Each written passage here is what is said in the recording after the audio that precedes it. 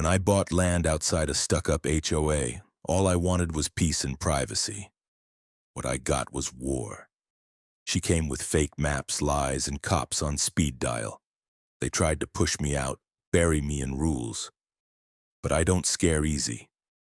This is how one neighbor's obsession turned a quiet street into a battleground.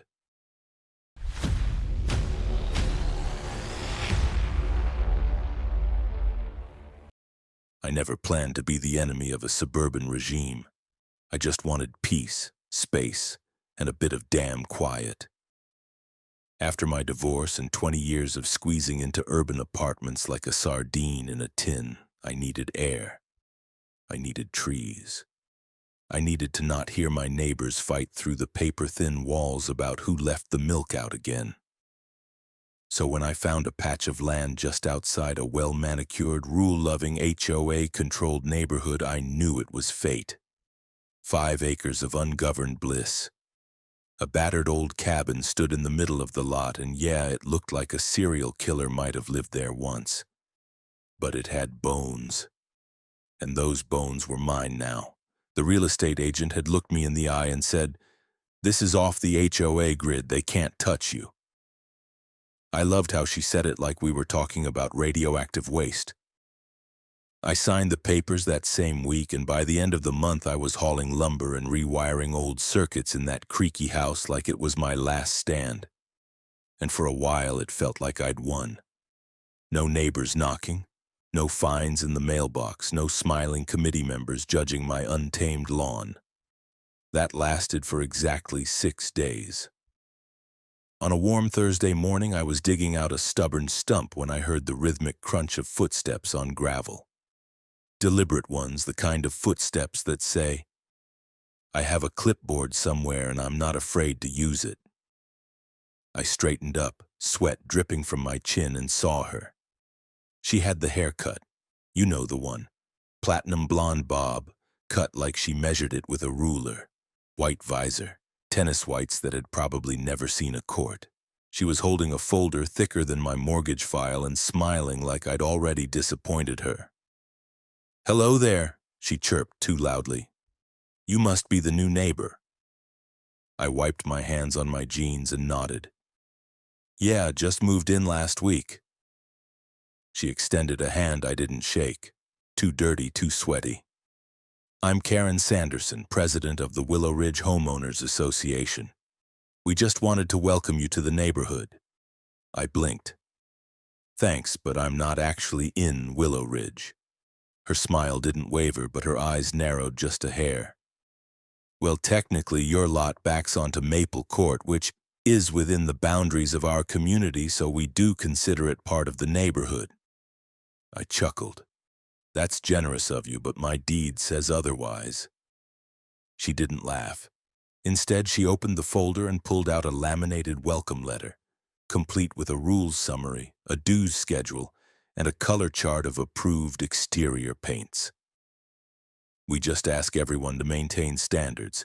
Uniformity benefits property values, you understand," she said as if I hadn't spoken. I took the letter politely.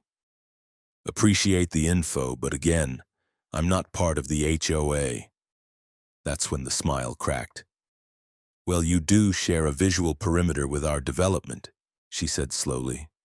"And some of our residents have already expressed concerns about, certain aesthetic choices here."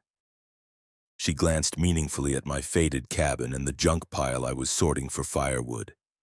I crossed my arms. "Did those residents also miss the giant private property not part of HOA sign on my gate?" Karen's nostrils flared. "Sometimes signs can be misleading. We find it's better to work collaboratively than to, how should I put it, resist the community spirit."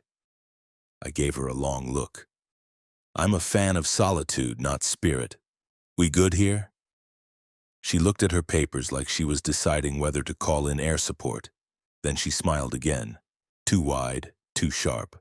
"Well, if you change your mind, the forms to officially join Willow Ridge are included in the welcome packet. Membership comes with benefits, pool access, landscaping discounts, neighborhood watch participation. I nodded like I was impressed. You had me at no thanks. Karen turned on her heel, her sneakers silent on the gravel, but her silence louder than any words. Before disappearing around the bend, she tossed over her shoulder, "We'll be in touch." She was gone before I could say, "Please don't."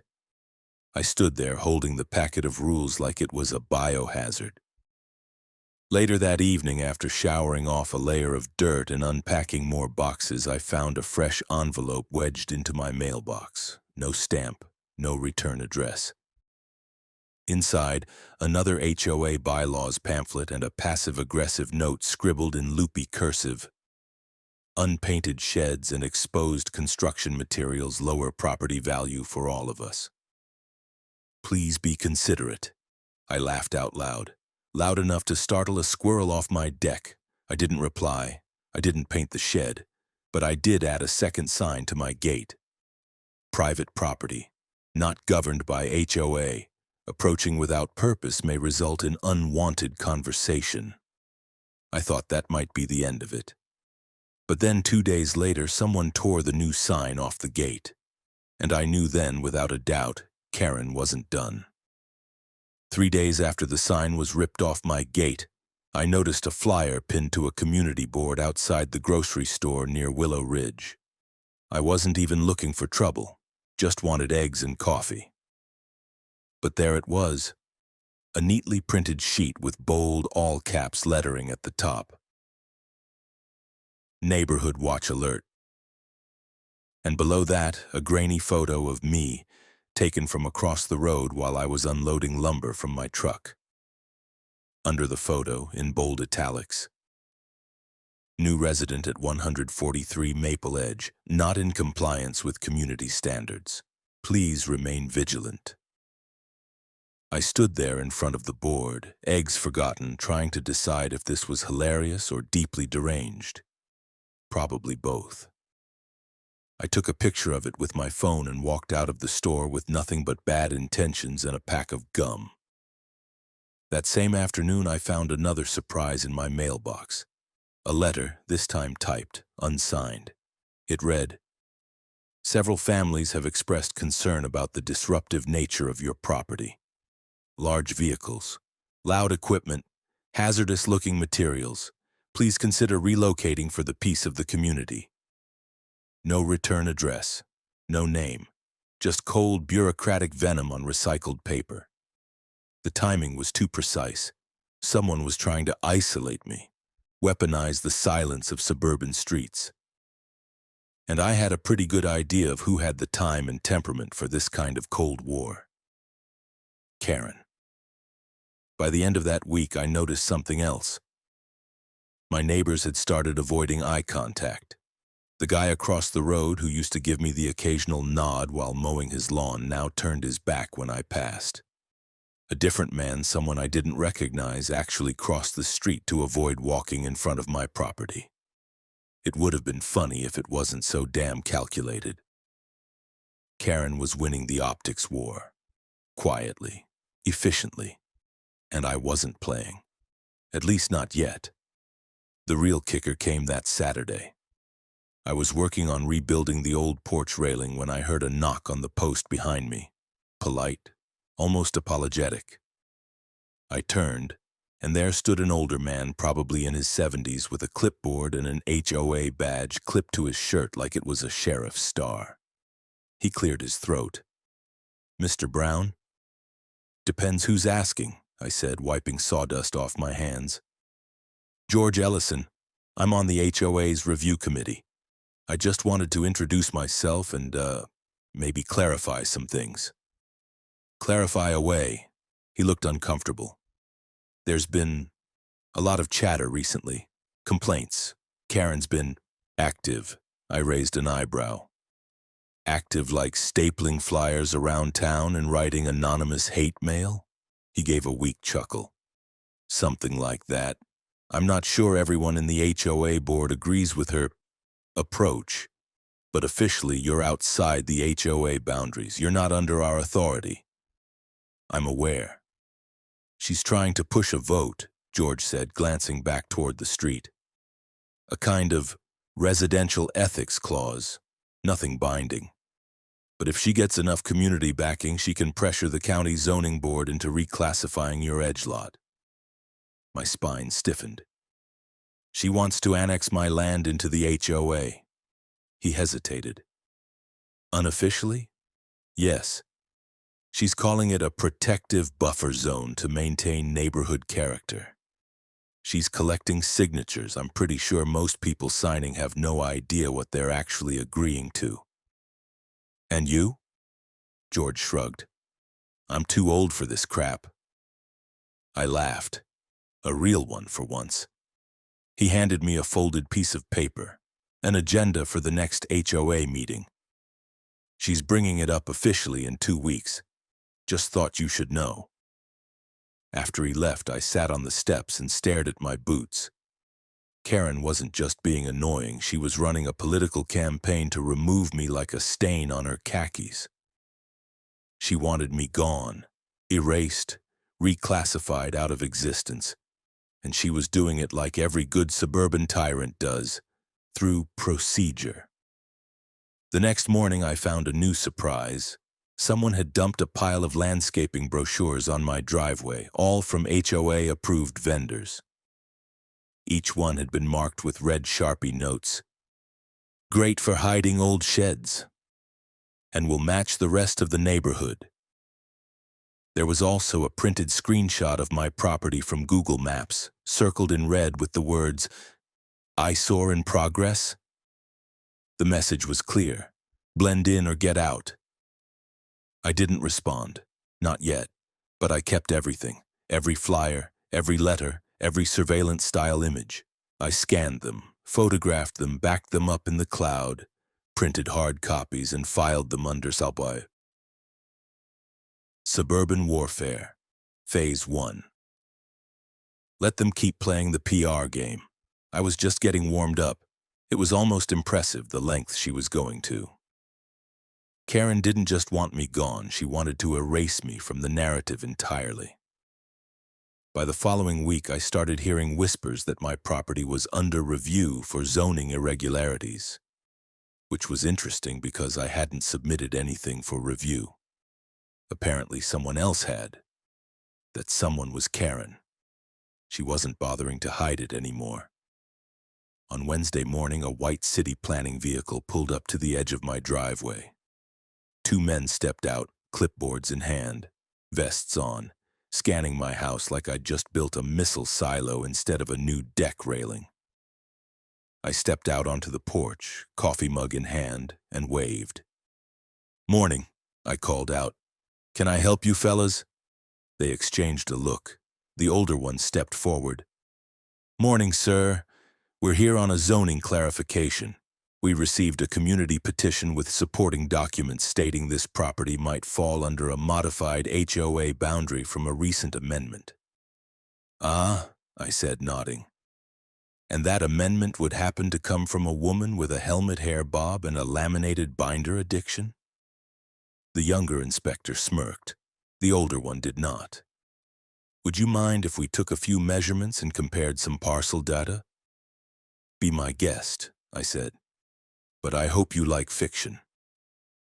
After they wandered off, I walked into the house, opened the drawer in my office desk, and pulled out the original certified survey of the property. Dated, signed, and blessed by the county clerk. Just in case. They were out there for a good 20 minutes measuring fences and muttering to each other. When they finally came back to the porch, I handed over the document without a word. The older man flipped through it. His lips tightened. "This doesn't match the version we were given," he said carefully. "Oh?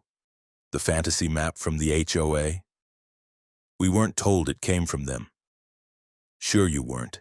He cleared his throat. "We'll be filing a report. If you don't mind, we'll take a copy of this." "Already made one for you." I handed him a manila envelope. "Feel free to take the fantasy map back with you. Maybe it'll make a nice coloring book." That night I went digging. I knew Karen had submitted something shady, but I didn't realize just how brazen it was. I reached out to a friend I used to work with, land use consultant turned bourbon enthusiast. He pulled some strings and got access to the recent parcel submissions filed with the zoning board. Karen had submitted a completely doctored map, the kind that wouldn't fool a real professional but just bureaucratic enough to pass under the radar if no one was paying attention. My lot was forcibly shaded into the HOA zone with a note: correction to boundary for civic consistency. Civic consistency. That snake. I scanned the file and attached it to a formal complaint I submitted to the zoning board the next day, along with my original deed survey and the HOA's own bylaws, which clearly defined their jurisdiction ending 100 feet before my fence line. 2 days later, I got a call from the county clerk's office. "Mr. Brown," the clerk said, her voice cautious but sympathetic, "you've triggered an internal audit. The HOA has submitted several boundary revisions in the last few months, and yours isn't the only one in question." "Oh? Anyone else being forcibly adopted?" "Unofficially, there are 4 more complaints like yours. We're escalating it." I leaned back in my chair and stared at the ceiling. 4 other people. Karen had been at this for a while, but now she'd slipped. She left fingerprints. The final straw that week wasn't zoning, though, it was surveillance. On Saturday, I caught a drone hovering over my backyard, just buzzing like a little mechanical rat. At first, I thought it was some kid messing around, but the drone hovered steadily, rotating, clearly recording. It wasn't even trying to hide. I stepped inside, grabbed my rifle, and calmly aimed it at the sky. I didn't pull the trigger. Not yet. But I let it know I saw it. It zipped off like it remembered it had somewhere else to be. A few hours later, I reviewed the footage from my own cameras. The drone had launched from Karen's back patio. I could see her, kneeling behind her deck furniture like a discount Bond villain, laptop open, antenna extended. I took the recording, clipped it, and sent it to the county office with a short message. Unlawful aerial surveillance by a non-governing party. Ms. Karen Sanderson. Add to file. I waited until sunset, poured myself a drink, and watched her porch from my own. I could see her pacing, probably wondering if I'd seen the drone, if I'd do something about it. I raised my glass toward her and gave her a little smile. Karen froze, then slammed her patio door shut like I'd just cast a curse. Phase 2 had begun. I woke up that Monday morning to the sound of gravel crunching in my driveway. At first, I thought it might be a delivery truck. I was expecting a shipment of cedar planks for the deck. But when I looked out my front window, I saw something very different. A black SUV with tinted windows and 2 police cruisers right behind it. I stood still for a second, mug of coffee in hand, and blinked. 2 officers stepped out, one of them already resting a hand on his holster. The other was younger, scanning my house like he expected a hostage situation. The SUV door opened and out stepped Karen, wearing sunglasses and her HOA badge like it gave her diplomatic immunity. "Oh, okay." I set my coffee down, grabbed the folder with my deed survey and HOA exemption docs, and walked calmly out to the porch. The officer with the holster hand called out, "Sir, stay where you are." I raised my hands, palms out. "I live here. What's going on?" Karen jumped in before they could answer. "That's him. That's the man who assaulted me on Saturday when I tried to speak to him about his violations. He grabbed my arm and shoved me." I laughed. I didn't mean to. It just came out. "Assault?" "Karen, the only thing I grabbed was a rake." The younger officer approached cautiously. "Sir, we've received a report of physical assault on a community leader. We're here to assess the situation. Can you please step down from the porch?" "I'll come down, no problem," I said, stepping slowly, carefully. "But before we go any further, I'd like to show you something." He looked hesitant. "Sir, I have video footage of the alleged incident, and I have a witness. Karen's face twitched. I led them around the side of the house to my workshop, where the external security monitor was mounted on the wall. I queued up the footage from Saturday, Karen striding onto my property uninvited, yelling about mandatory landscaping compliance, pointing at my shed like it had committed arson. Then her dramatic fall backward when I said, "Please leave my land," as if she'd been shot by an invisible cannon. No contact, no aggression, just pure HOA kabuki theater. The officers watched in silence. Then I played the second video. My neighbor George standing by the fence, phone in hand, recording from his porch. He caught it all from another angle, even the part where Karen looked around first like she was checking for cameras before performing her fall. The younger officer let out a low breath.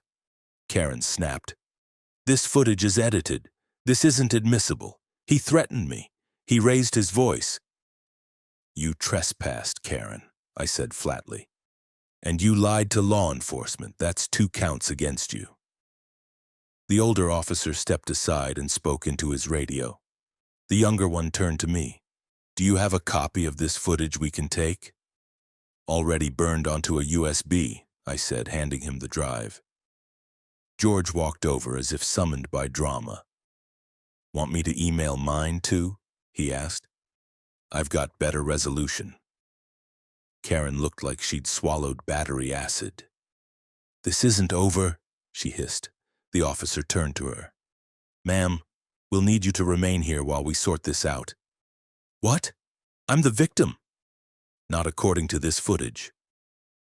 An hour later, after phone calls, field reports, and some painfully awkward silence, the officers left with Karen in the back seat of the SUV. Not in cuffs, not arrested, but definitely not smug anymore. They didn't charge her right away. It was all pending review. But the seed was planted, and more importantly, the authority line had shifted. The cops now knew I wasn't some hermit squatter with conspiracy theories. I was a guy with paperwork, cameras, and a neighbor from hell. After they left, I stood in the silence of my porch for a while, sipping my long cold coffee, watching Karen's SUV disappear around the bend. She had just lost control of the narrative. And the thing about people like Karen, they don't take that well. The morning after Karen's grand performance ended in the back seat of a police SUV, I did something I hadn't done in weeks. I slept in. No banging on the gate. No flyers stuck to my car. No HOA messengers in cargo shorts knocking on my door like I owed them taxes. Just birds, breeze, and the faint whiff of scorched Karen ego hanging in the air. I figured she'd go quiet for a while, lick her wounds, regroup. I was wrong. 2 days later, I got a letter, this one not anonymous, stamped and sealed, from her personal lawyer. Defamatory conduct toward community official. The letter claimed I had publicly humiliated a community leader, weaponized surveillance for reputational damage, and, my favorite, willfully undermined the social fabric of the neighborhood. I read it twice just to make sure it wasn't satire. Then I called my lawyer. Her name was Erin, and she didn't mess around. Ex-military, sharp as hell, and allergic to bullshit. After reading the letter, she let out a dry laugh. "You're going to want to countersue." "For what?" I asked.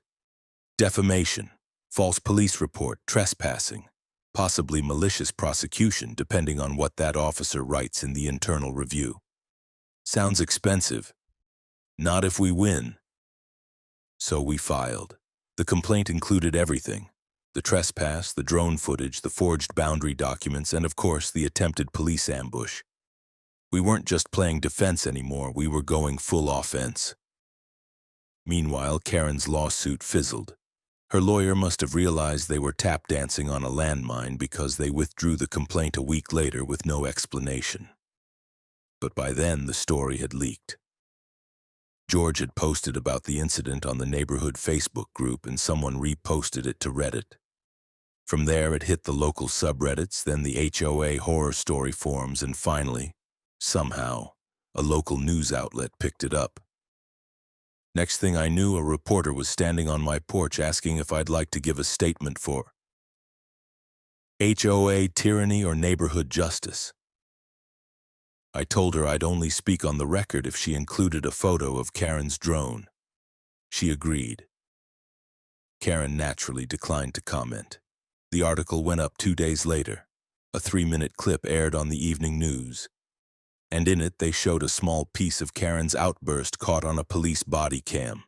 The part where she screamed, "I am the law here," right before realizing the officers weren't buying her routine. The clip went viral. Memes appeared overnight.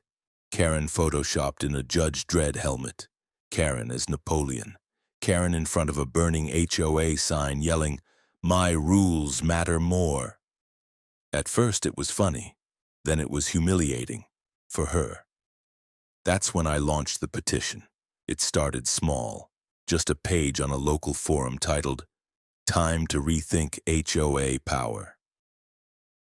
But within a day, I had over 100 digital signatures. Within a week, over 300. People weren't just upset about Karen. They were sharing their own HOA nightmares. One guy had been fined for hanging a Halloween skeleton too early. Another was threatened with foreclosure over a garden gnome. HOA horror stories were everywhere. I didn't expect what came next. A group of residents from within Willow Ridge messaged me privately. They were sick of Karen, too. Tired of the fines, the fake inspections, the mandatory paint shades. One of them even said, "She makes living here feel like a gated prison." Together, we formed a small action group. 4 residents and 1 outsider, me. I guess they figured I had nothing left to lose. We called ourselves Ho Free Willow. George drafted a formal petition to the county council, requesting an investigation into the Willow Ridge HOA's governance practices, citing Karen's conduct, her unauthorized mapping attempt, and her abuse of power. The best part? We delivered the petition by certified mail, with tracking. Karen received it at 10:12 a.m. on a Friday. At 10:15 a.m., I saw her storm out of her house, red-faced and pacing like a woman trying to mentally prepare for war. And at 10:20 a.m., I did what any rational man would do. I called the same reporter from before. "There's more," I said, "much more." The reporter showed up with a full camera crew this time. No polite knock, no quiet conversation on the porch. They rolled up in a branded van, set up a tripod on the sidewalk like they were about to cover a hurricane, and waved at me like I was the damn mayor. I met them outside with a fresh pot of coffee and a copy of the petition, laminated just for the occasion. I figured if we were going to put HOA tyranny on blast, we might as well do it with style. They asked polite questions first. How did the conflict begin? Have you felt unsafe? What would you say to those who support strict neighborhood regulations? I gave them the highlights, showed them the signs Karen tore down, the fake map she submitted, the drone footage. I even took them on a short walking tour of the invisible line that separated my freedom-loving property from the HOA's painted fences and identical mailboxes. "Over here," I said, pointing to a hedge, "is where logic ends and madness begins." The producer laughed. The camera guy did too. They filmed for an hour. Just as they were packing up, one of the crew whispered, "Karen's coming." And oh boy, was she. Karen emerged from her house like a nuclear warning. Power walked across the lawn in a beige pantsuit, hair immaculately helmeted, HOA badge clipped front and center like a sheriff's star. She marched toward the reporter and started talking before anyone asked her to. "I'd like to make a statement on behalf of the Homeowners Association," she said, tight-lipped and deadly serious. The reporter smiled like it was Christmas. "Of course, Ms. Sanderson. We're live in 5. Karen blinked but didn't flinch. She stepped in front of the camera, cleared her throat, and delivered her speech like she was running for office in a neighborhood of robots. For years, Willow Ridge has thrived due to order, discipline, and adherence to established guidelines. We believe in protecting property values, community image, and the integrity of suburban living. The reporter asked, "But some are saying those guidelines have become oppressive." Karen's nostrils flared. "Rules are the backbone of civilized society. If we start allowing exceptions, then we lose control. Rules must come before personal preference. Rules are more important than even..." She paused, searching for something heavy to land on. Then she found it. "Than even the Constitution sometimes." There was silence. You could have heard a gopher fart in the grass. The reporter blinked. "Did you just say HOA rules matter more than the Constitution?" Karen opened her mouth, closed it, realized it was too late. I nearly choked on my coffee behind the hedge. The crew cut the segment 2 minutes later. Karen stormed off like a malfunctioning Roomba. Her mic was still hot as she muttered, "These people don't understand the burden of leadership." The clip aired that evening. By the next morning it had gone viral. Twitter, Reddit, TikTok, all flooded with Karen memes. Karen in a powdered wig rewriting the Constitution. Karen in a tank yelling, "Obey the HOA." One guy edited the video with dramatic orchestral music and subtitles that read, "I am the HOA. Thou shalt not park crooked." Someone even made t-shirts. "Rules over Freedom, 2025.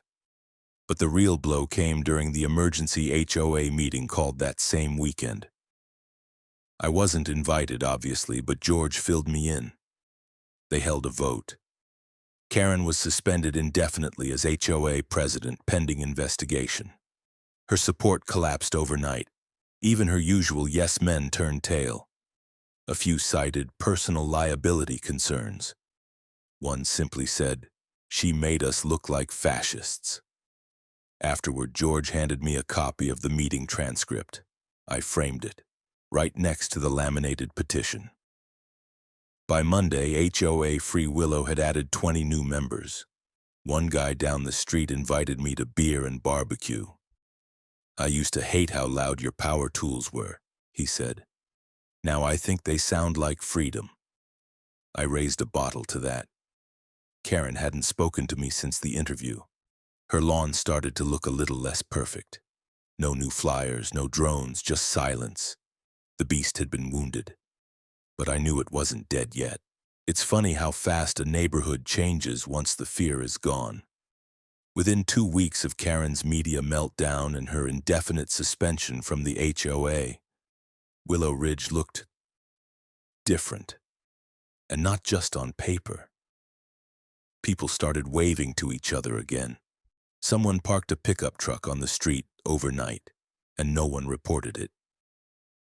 Halloween decorations went up a full month early. Giant inflatable pumpkins, plastic skeletons, even a zombie Karen climbing over one neighbor's hedge. That one made me laugh out loud. I thought it would end there, quietly. Karen would retreat, the HOA would lick its wounds, and I'd go back to finishing my porch.